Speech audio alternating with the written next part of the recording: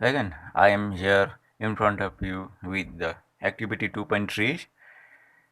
Activity 2.3, we are in the continuation of the chapter acids, base, and salt, and you are already uh, getting the some introduction about the acid and base and the salt and the other uh, indicators like natural indicators, synthetic indicators, and observations.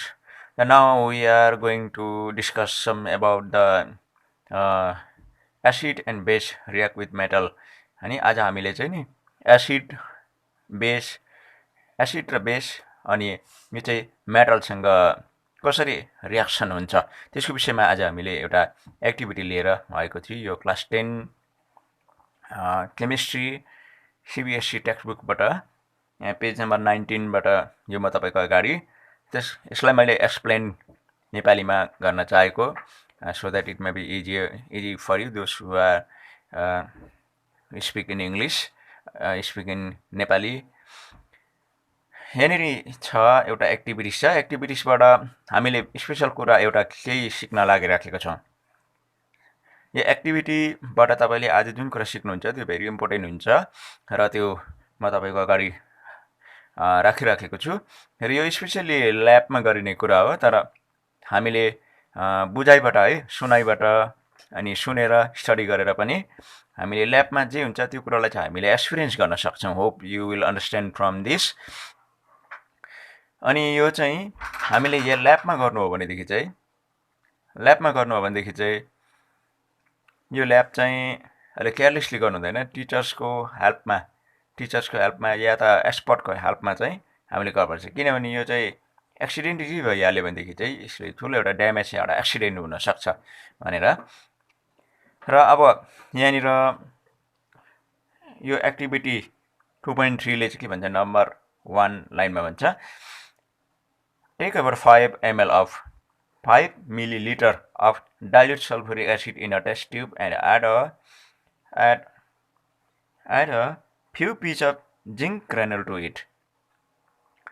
Very simple activity छ very simple अलिकति 5 ml भनेको चाहिँ एकदमै कम्ती हो एउटा test ट्युबमा लिनु पर्यो टेस्ट ट्युबमा 5 ml मात्रै लिनु पर्यो त्यसमा चाहिँ हामीले के गर्नु पर्यो जिङ्क यो मेटल हो है ग्रानुल छ भनेको कम्ती त्यसको झिर्का भनौँ है नेपाली त्यसलाई चाहिँ हामीले डाइल्युट सल्फ्युरिक एसिडमा लगाइदिनु पर्यो हामीले चाहिँ डाइल्युट सल्फ्युरिक एसिड चाहिँ त्यो टेस्ट ट्युबमा छ त्यो टेस्ट ट्युबमा चाहिँ हामीले त्यो जिङ्क ग्रानुललाई चाहिँ लगाइदिनु पर्यो त्यति मात्र छ कुरा डाइल्युट सल्फ्युरिक एसिड भनेको चाहिँ अब त्यसमा पानीहरू मिलाएर त्यसको कन्सन्ट्रेसन घटाएको अलिकति त्यसलाई विक बनाएको एसिड हो यो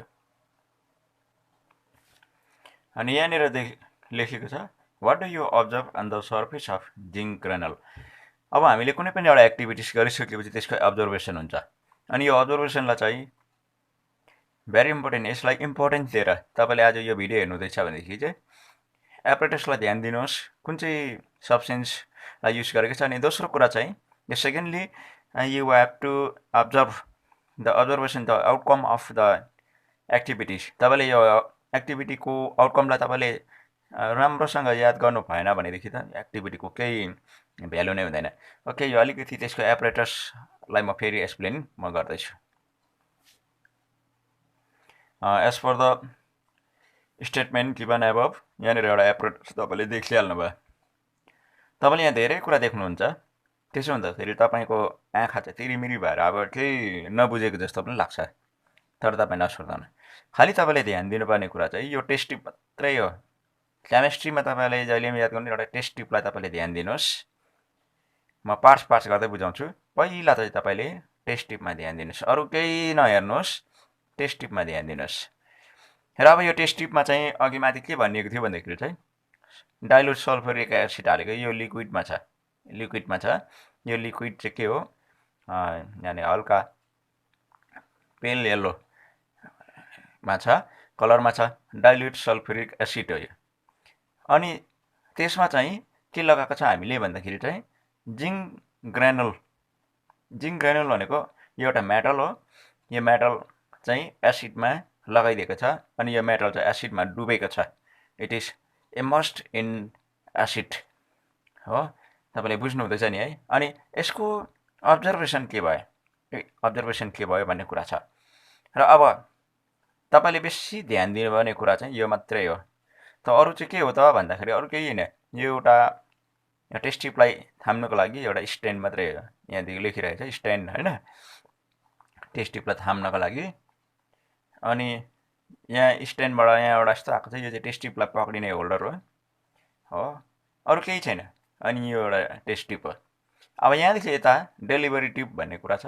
यो डेलिभरी ट्युबको विषयमा आदि अलि बादमा म बताउँछु हो।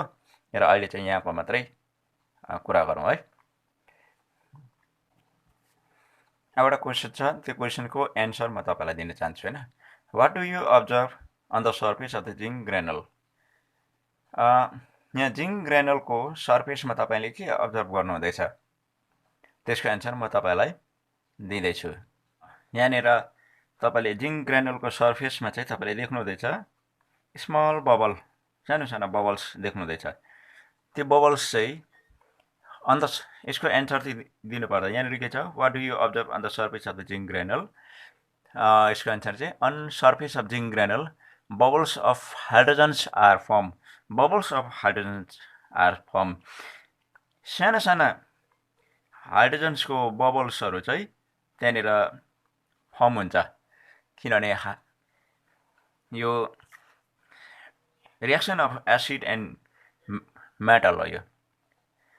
र अर्को यहाँ सुनिहाल्नु भएन, जब तपाईँले डाइल्युट सल्फ्युरिक एसिडमा जिङ्क मेटल तपाईँले मिक्स गर्नुहुन्छ नि, एड गर्नुहुन्छ, जब कन्ट्याक्टमा ल्याउनुहुन्छ नि, हाइड्रोजन ग्यास इभल्भ हुँदैछ। त्यो सानो बबल्सले नै हामीलाई बताउँदैछ। र अब अर्कोमा जाउँ, भइहाल्यो। Pass the gas being evolve through the sub solution. यसको तपाईँलाई डायग्राममा यहाँनिर अब बबल्स तपाईँले देख्नुभयो होइन, साना साना बबल्सहरू यहाँ देख्नुहुँदैछ, अघि पनि देखाएँ। र यो बबल्स चाहिँ यसरी पानी जब वाटर बोइलिङ हुन्छ नि, तपाईँले त्यहाँ पनि देख्नुहुन्छ सानो सानो बबल्सहरू देख्नुहुन्छ। अनि यहाँ चाहिँ यो मजाले बिर्को लगाएको छ, कर्क हो यो, कर्कले चाहिँ बन्द गर्छ। त्यो कर्कबाट चाहिँ भित्रबाट एउटा डेलिभरी ट्युब, यो चाहिँ ट्युब भन्छ, यहाँबाट चाहिँ पाइप जस्तो छ। त्यो पाइप चाहिँ कहाँ आएको छ, यहाँसम्म आएको छ। भन्नुको मतलब चाहिँ यहाँनिर जति पनि हाइड्रोजन ग्यास इभल्भ हुन्छ नि, यहाँनिर जति ग्यास आउँछ त्यो ग्यास चाहिँ यो पाइपभित्रबाट छिरेर चाहिँ यहाँबाट निस्किन्छ। त तपाईँले अघि याद गरिहाल्नुभयो, अझ टेस्ट ट्युब यहाँ मात्रै ध्यान दिनु भनेको थिएँ। अब यसको एन्सर मैले भनिसकेँ। जब एसिडमा जिङ्क मेटल लगाउँदाखेरि चाहिँ हाइड्रोजन ग्यास चाहिँ इभल्भ हुँदो रहेछ, निस्किँदो रहेछ भन्ने कुरालाई चाहिँ हामीले बुझ्यौँ। र अब यो हाइड्रोजन ग्यासको विषयमा मात्रै, यो ग्यासको विषयमा मात्रै बुझाउनको लागि अब म सेकेन्ड स्टेपमा आएँ। यहाँनिर तपाईँले एउटा सोप सल्युसन, एउटा ठुलो टप देख्नुहुँदैछ, एउटा बकेट जस्तो छ। बकेटमा यहाँनिर पानी छ, पानीमा साबुन मिलाएको छ, त्यसलाई सोप सल्युसन भनिन्छ। अब सोप सल्युसन पनि तपाईँले बुझ्नुहुन्छ, साबुन पानी जस्तो हो। ओके, यहाँबाट हाइड्रोजन ग्यास यहाँबाट आएर चाहिँ साबुन पानीबाट चाहिँ यो ग्यासलाई चाहिँ के गर्दछ, छोडिदिँदैछ चाहिँ यो सोप सल्युसनमा डुबाएर। यो सोप सल्युसनभित्र रिलिज हुन्छ, यो सोप सल्युसन रिलिज हुन्छ। यहाँबाट चाहिँ ठुल्ठुलो मजाको बबल्सहरू उडेर माथि जाँदैछ। तपाईँले देख्नुभयो यो बबल्स जान्छ, यहीँबाट थाहा पाइहाल्छ यो चाहिँ एउटा ग्यास चाहिँ के हुँदैछ, इभल्भ हुँदैछ भनेर यहीँबाट बुझिहाल्नुहुन्छ। त्यही कारणले गर्दा यसलाई तपाईँले डेलिभरी ट्युब भनेर तपाईँले याद गरिराख्नुहोस्। यो डेलिभरी ट्युब हो। डेलिभरी ट्युब भनेको चाहिँ भित्र जुन ग्यास इभल्भ हुन्छ त्यो बाहिर रिलिज हुने, बाहिर जाने। यहाँनिर एरोले देखाएको चाहिँ soap bubble filled with hydrogen gas. यो बबल्स छ नि होइन, यो बबल्सभित्र चाहिँ के छ, हाइड्रोजन ग्यास छ। अब यहाँ देखिहाल्नुभयो, pass the gas being evolve through the soap solution, why are the bubble form in the soap solution. एउटा क्वेसनै छ होइन, क्वेसन छ। अब त्यसको एन्सर भन्नुपर्दाखेरिमा चाहिँ यो किन बबल्स फर्म हुँदैछ, बबल्स भनेको त्यो फोका जस्तो बल जस्तो किन फर्म हुँदैछ भन्दाखेरि यसको एन्सर भन्नुपर्दाखेरि On passing hydrogen gas evolved through a solution, bubbles are formed due to low surface tension of soap solution. Soap सल्युसनमा त्यसको सर्फेस टेन्सन चाहिँ लुज हुन्छ, लो हुन्छ, त्यसले गर्दाखेरि चाहिँ त्यहाँनिर बबल फर्म भइराखेको हुन्छ। त्यसको एन्सर पनि तपाईँले पाइहाल्नुभयो। अब अलिकति हामी अगाडि बढ्नेछौँ। Take a burning candle near a gas filled bubble. अब तपाईँले के ल्याउनु पर्यो भनेको चाहिँ बर्निङ क्यान्डल, बल्दै गरेको क्यान्डललाई चाहिँ तपाईँले त्यो यहाँ देखिहाल्नुभयो, यहाँनिर देखिहाल्नुभयो, यहाँनिर बर्निङ क्यान्डल छ। बर्निङ क्यान्डल चाहिँ तपाईँले यो ग्यास बबल हुन्छ, सोप सल्युसनको बबल्सको छेउमा तपाईँले ल्याउनुहोस्। त्यहाँ के हुन्छ त भन्दैछ, अनि वाट डु यु अब्जर्भ भन्ने कुरा छ। त्यसको एन्सर तपाईँलाई भन्नुपर्दाखेरि चाहिँ gas Burns with puff sound. यो एक प्रकारको साउन्ड निकालेर पड्किन्छ, टक गरेर पड्किन्छ, त्यसलाई चाहिँ इङ्ग्लिसमा पफ साउन्ड भनेर भनिन्छ। अब यहाँबाट इम्पोर्टेन्ट कुरा, इम्पोर्टेन्ट भन्दा पनि इम्पोर्टेन्ट कुरा, यो केही होइन भनेर तपाईँले कहिले इग्नोर नगर्नुहोस्। इम्पोर्टेन्ट कुरा चाहिँ के छ भन्दाखेरि चाहिँ तपाईँ जहिले पनि हाइड्रोजन ग्यास हेरेर तपाईँले रिकग्नाइज गर्न सक्नुहुन्न। यहाँनिर हाइड्रोजन ग्यास लेखिएको छ, but this is colorless gas. Colorless gas we cannot recognize by just by looking. हामीले हेरेर त्यो कलरलाई चाहिँ, त्यो ग्यासलाई चाहिँ हामीले रिकग्नाइज गर्न सक्दैन। त्यसले गर्दा hydrogen gas is always tested by the burning candle. Burning फ्लेममा चाहिँ टेस्ट गरिन्छ। अनि हाइड्रोजन ग्यासको टेस्ट चाहिँ जहिले पनि पप साउन्ड हो। पप साउन्ड, जब त्यो पप साउन्डले पड्किन्छ त्यहाँबाट चाहिँ यो चाहिँ हाइड्रोजन ग्यास हो भनेर चिनिन्छ। जुनसुकै ग्यास त्यस्तो हुँदैन, only hydrogen, only and only hydrogen gas. Okay, thank you so much. र यहाँसम्म तपाईँले बुझ्नुभयो है, hope you have understand lesson properly. र अब अलिकति हामी अगाडि बढ्नु पर्दाखेरि, repeat this activity with some more acid like HCl, HNO3 and acetic acid. त यहाँनिर तपाईँले आज यहाँ कुन चाहिँ एसिड युज भएको छ भन्दाखेरि HCl एसिड। अनि यो एसिडमा मात्रै त्यस्तो हुने हो भन्ने आज हामीलाई एउटा प्रश्न आउँछ, तर त्यस्तो हुँदैन। यो मात्रै हुँदैन, तर यसमा चाहिँ जुनै पनि एसिड तपाईँले लिनुहोस्, यो एसिडमा चाहिँ जब मेटल हामीले ट्रिट गरिन्छ, त्यसमा कन्ट्याक्टमा ल्याइन्छ, जहिले पनि हाइड्रोजन ग्यास इभल्भ हुन्छ, कन्फर्म। त्यसमा तपाईँले हाइड्रोक्लोरिक एसिड लिनुहोस्, हुनसक्छ तपाईँले नाइट्रिक एसिड तपाईँले लिनुहोस्, अर्को एसिटिक एसिड लिनुहोस्, सबै एसिडले, all acid show the same observation. Okay, अब हामी कन्क्लुजनमा आउँदैछौँ। यो तपाईँले याद गर्नुहोस्, भेरी इम्पोर्टेन्ट। यो याद गर्नुहोस्, जब मेटलसँग रियाक्ट गर्छ, रियाक्ट गरेपछि नयाँ सब्सटेन्स आउटकम के हुन्छ भन्दाखेरि चाहिँ हाइड्रोजन ग्यास। यो अघि नै हामीले एक्टिभिटीमा सकिसकेका छौँ, यसलाई प्रपरली हामीले एक्टिभिटीमा बुझिसकेका छौँ। र अर्को कुरा चाहिँ के फर्म हुँदो रहेछ, सल्ट। यो सल्ट चाहिँ कसरी भन्दाखेरि चाहिँ हाइड्रोजन ग्यास चाहिँ यो मेटल चाहिँ हाइड्रोजनभन्दा जब रियाक्टिभ हुन्छ, रियाक्टिभ मेटलले एसिडबाट हाइड्रोजनलाई चाहिँ डिस्प्लेस गरिदिन्छ। डिस्प्लेस गर्दा हाइड्रोजन चाहिँ ग्यास भएर रिलिज भइहाल्छ, बाहिर गइहाल्छ। त मेटल चाहिँ remaining parts of the acid, remaining parts of the एसिडमा चाहिँ रियाक्सन भएर कम्बाइन हुन्छ। कम्बाइन भएपछि त्यो चाहिँ सल्ट फर्म हुन्छ। ओके,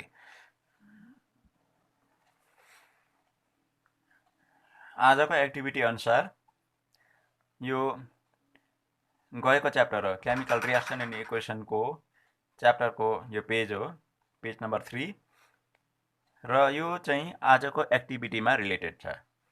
हामीले सल्फ्युरिक एसिड ट्रिट गरेको थियो, त्यसमा हामीले जिङ्क ग्रानुलालाई हामीले मिलाएका थियौँ। जिङ्क सल्फेट आएको छ, हाइड्रोजन ग्यास इभल्भ भएको छ। मैले अघि भन्दै थिएँ हाइड्रोजन ग्यास इभल्भ हुन्छ अनि सल्ट फर्म हुन्छ। यो जिङ्क सल्फेट चाहिँ सल्ट हो। र यसलाई फर्मुलामा कन्भर्ट गर्नुपर्दा जिङ्क ZN लेखिन्छ, sulphuric acid H2SO4 zinc sulphate. अब तपाईँले यहाँनिर राम्रो विचार गर्नुहोस्, रिएक्टिभिटी सिरिज तपाईँले याद गर्नुभएको छ।